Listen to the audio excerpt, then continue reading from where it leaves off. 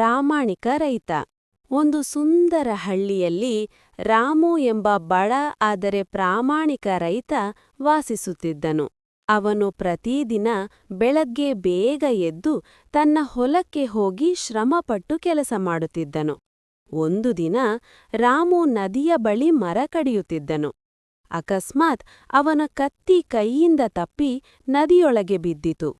ಅಯ್ಯೋ ಎಂದು ರಾಮು ದುಃಖದಿಂದ ಅಳಲು ಆರಂಭಿಸಿದನು. ಇದು ನನ್ನ ಏಕೈಕ ಕತ್ತಿ, ಈಗ ನಾನು ಹೇಗೆ ಕೆಲಸ ಮಾಡಲಿ?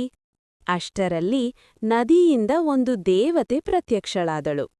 ದೇವತೆ ಮೃದುವಾಗಿ ಕೇಳಿದಳು, ಮಗನೇ, ಏಕೆ ಅಳುತ್ತಿದ್ದೀಯಾ?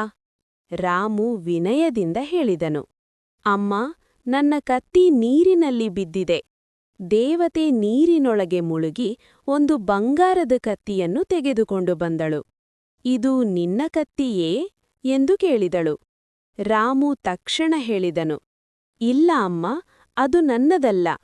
ಮತ್ತೆ ದೇವತೆ ಬೆಳ್ಳಿಯ ಕತ್ತಿಯನ್ನು ತೋರಿಸಿದಳು. ಇದು ನಿನ್ನದೇನಾ? ರಾಮು ಮತ್ತೆ ಉತ್ತರಿಸಿದನು, ಇಲ್ಲ ಅಮ್ಮ. ಕೊನೆಗೆ ದೇವತೆ ಕಬ್ಬಿಣದ ಕತ್ತಿಯನ್ನು ತೋರಿಸಿದಳು. ರಾಮು ಸಂತೋಷದಿಂದ ಹೇಳಿದನು, ಹೌದು ಅಮ್ಮ, ಇದೇ ನನ್ನ ಕತ್ತಿ.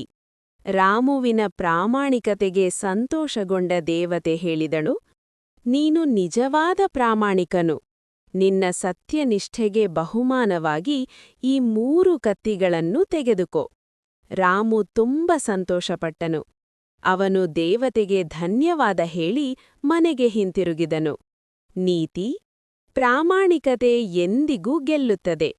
ಸತ್ಯದ ಮಾರ್ಗದಲ್ಲಿ ನಡೆದವರು ಯಾವಾಗಲೂ ಜಯಶೀಲರಾಗುತ್ತಾರೆ.